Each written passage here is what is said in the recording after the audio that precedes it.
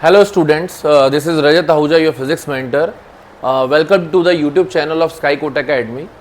तो जैसे कि लास्ट क्लास में हमने देखा था कि हम लोगों ने क्या किया था कि न्यूमेरिकल सॉल्व किए थे based on the principle of superposition. तो आज हम क्या करेंगे, एक और न्यूमेरिकल देखेंगे थोड़ा डिफरेंट वैरायटी का based on the principle of superposition of charges. तो देखते हैं, स्टार्ट करते हैं। तो फिर हम numerical 4 charges plus q minus q and minus q are placed respectively at the 4 corners A, B, C and D of a square of side A. Calculate the force on the charge q placed at the center of the square. तो सबसे पहले हम लोग समझते हैं कि यहाँ पे क्या है कि 4 चार्जेस पड़े हुए हैं और चारों चार्जेस चारों कॉर्नर्स पे पड़े हुए हैं। साथ में हमको क्या करना है कि बीच में जो एक कैपिटल क्यू चार्ज है उसके ऊपर हमको क्या निकालना है, फोर्स निकालना है। तो सबसे पहले हम काम करते हैं कि इस स्क्वायर का हमने एक डायगोनल बना देते हैं। तो जहाँ पे डायगोनल इंटरसेक्ट करेगी वहाँ पे सेंटर आ जाएगा। तो ये हमारा डायगोनल ड्रॉ कर लेते हैं अपन।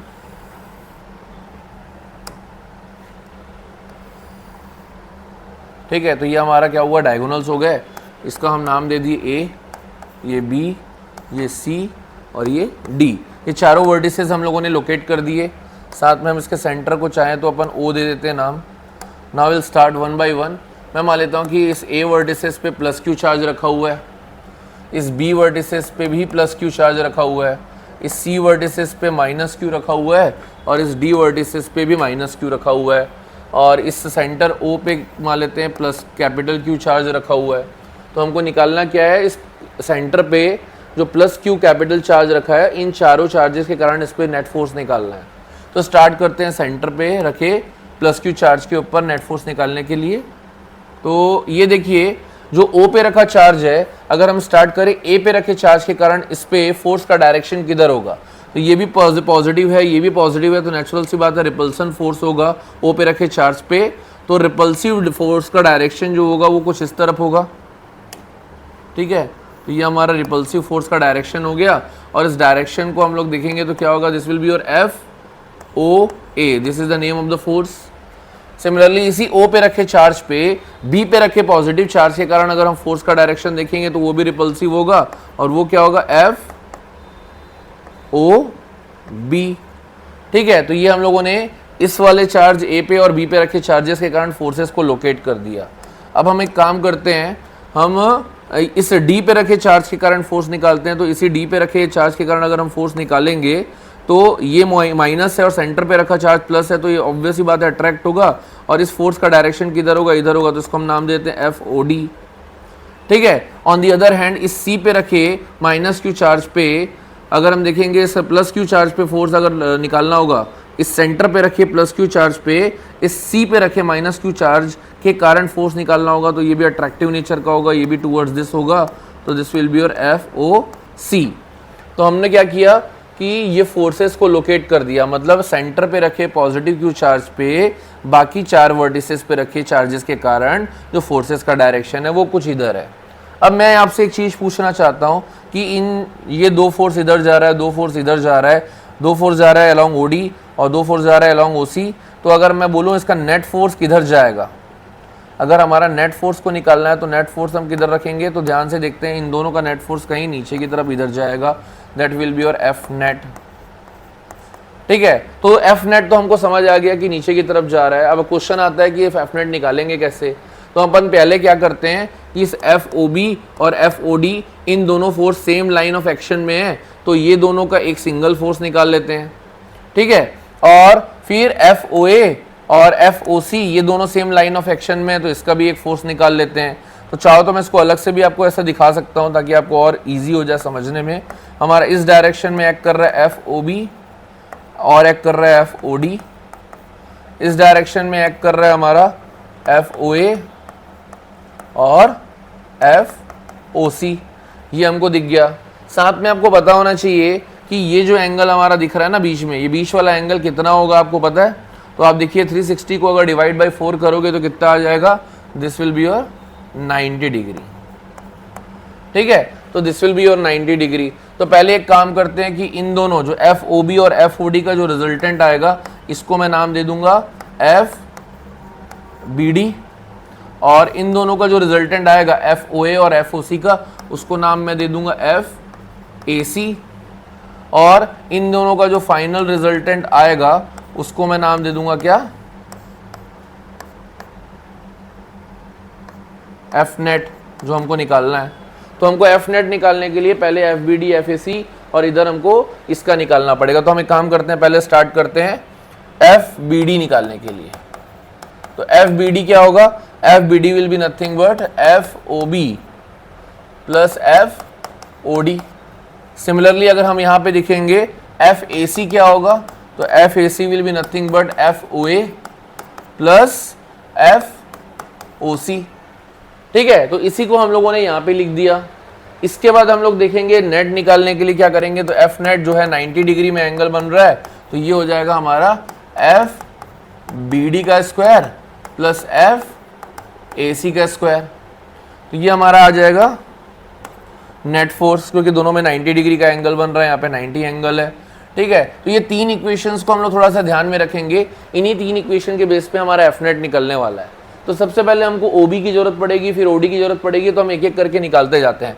अगर मैं एफ ओ बी लूँ, that is force on the centre charge Q, capital Q, due to the charge which is kept at B, B vertices. तो ये क्या हो जाएगा, इसको मैं ले लेता हूँ, एक चीज़ और बता देता हूँ, के की वैल्यू मैं ले लेता हूँ 1/4 पाई एप्सिलॉन नॉट। तो जहाँ जहाँ 1/4 pi epsilon not Coulomb's law से लिखूंगा, उसकी जगह में मैं के सब्सटीट्यूट करने वाला हूँ। तो ये आ जाएगा के स्मॉल क्यू कैपिटल क्यू, क्योंकि ओ पे रखा है कैपिटल क्यू, बी पे रखा है स्मॉल क्यू, और दोनों की ये वाली डिस्टेंस कितनी हो जाएगी। साथ में एक चीज़ और बोला है ना यहाँ पे कि चारों साइड्स का जो साइज है वो कितना है, डिस्टेंस है ए। तो ये टोटल ए है, तो आपको पता है कि इसका डायगोनल कितना होता है, आपको पता होगा स्क्वायर का डायगोनल कितना होता है। अगर ये ए है, ये ए है, तो दैट विल बी √2a, और √2a का आधा करोगे, half of the diagonal will be nothing but a/√2। तो क्या मैं ये बोल सकता हूँ कि ये वाली जो डिस्टेंस है, ये this will be your a/√2, this will also be a/√2, and like this also this will be your a/√2 and this will be your a/√2। तो यहाँ पे हम a/√2 पुट कर देंगे, तो ये आ जाएगा a/√2 का होल स्क्वायर। तो ये आ जाएगा k small Q capital Q, अब a स्क्वायर ऊपर हो जाएगा और ये ऊपर चले जाएगा 2, तो आ जाएगा 2kq upon a square. Similarly अगर हम लिखें एफ ओ डी, तो एफ ओ डी भी सेम आएगा, तुम्हारा सेम फोर्स ही आएगा kq अपॉन a/√2 का होल स्क्वायर। तो again it will B kq upon a square.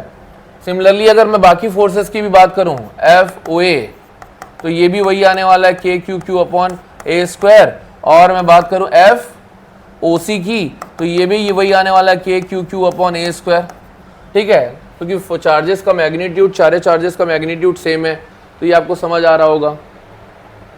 ठीक है, अब मैं एक चीज़ यहाँ से कंक्लूड कर सकता हूँ ना कि F O B is equal to F O D is equal to F O A is equal to F O C. ये चारों इक्वल हैं और चारों के मैं ले लेता हूँ एफ, चलेगा। अब मैं क्या करने वाला हूँ, चारों को मैंने एफ ले लिया, मेरे को नेट निकालना है, तो मैं क्या कर लेता हूँ, नेट निकालने के लिए पहले, नेट निकालने से पहले एक और चीज़ कर लेता हूँ ना, ये एफ बी डी ले लेता हूँ। F B D will be nothing but O B plus O D, और ओ बी और ओ डी दोनों सेम है, तो क्या लिख सकता हूँ मैं, F plus F is equal to 2f F A C. साथ में इसकी वैल्यू भी लिख देता हूँ ताकि आपको बाद में कंफ्यूजन मत हो। ठीक है, तो एफ ए सी कितना हो जाएगा, F O A plus F O C, again it will be F plus F 2f। अब दोनों का रिजल्टेंट निकाल दो, तो एफ नेट आ जाएगा अपना √2f का स्क्वायर प्लस 2f का स्क्वायर। ये आ जाएगा √, क्या आ जाएगा, 4f का स्क्वायर प्लस 4f का स्क्वायर। ये अंडर क्या आ जाएगा आपका, 8f का स्क्वायर। तो आप चाहो तो उसको ऐसा भी लिख सकते थे, 2 टाइम्स ऑफ 2f का स्क्वायर, तो 2f स्क्वायर बाहर निकल जाता, 2f बाहर निकल जाता, साथ में √2 बच जाता, तो ये आ जाएगा 2√2 टाइम्स ऑफ f। तो ये हमारा आ गया f नेट। और f की वैल्यू कितनी है, f की वैल्यू आपने वहां पे लिखी हुई है, तो ये आ जाएगा f net is equal to 2√2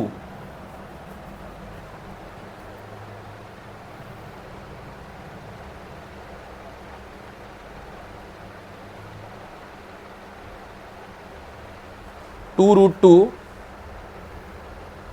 f की वैल्यू कितनी है, 2kq अपॉन ए स्क्वायर, तो ये आ जाएगा हमारा 2 2 जा 4, तो 4√2 के क्यू क्यू अपॉन ए स्क्वायर। तो ये हमारा रिजल्टेंट फोर्स निकल के आया किस पे, सेंटर पे रखे चार्ज पे। तो मैं इसको एक बार थोड़ा सा आपके लिए जूम आउट कर देता हूं ताकि आप एक साथ इसको देख सको। ठीक है, तो ये आपको विजिबल है। मैंने क्या किया था, एक स्क्वायर लिया था, स्क्वायर के सेंटर पे चार्ज क्यू कैपिटल रखा था और बाकी 4 वर्टिसेस पे रखे फोर्स के कारण फोर्स का डायरेक्शन निकाला था। उसके बाद मैंने क्या किया, ये 2 पेयर ऑफ फोर्स को मैंने ऐड कर दिया, ये 2 पेयर ऑफ फोर्स को ऐड कर दिया, फिर इन दोनों का जो रिजल्टेंट आया था, इन दोनों का जो रिजल्टेंट आया था उसका फाइनल रिजल्टेंट निकाल लिया एफ नेट।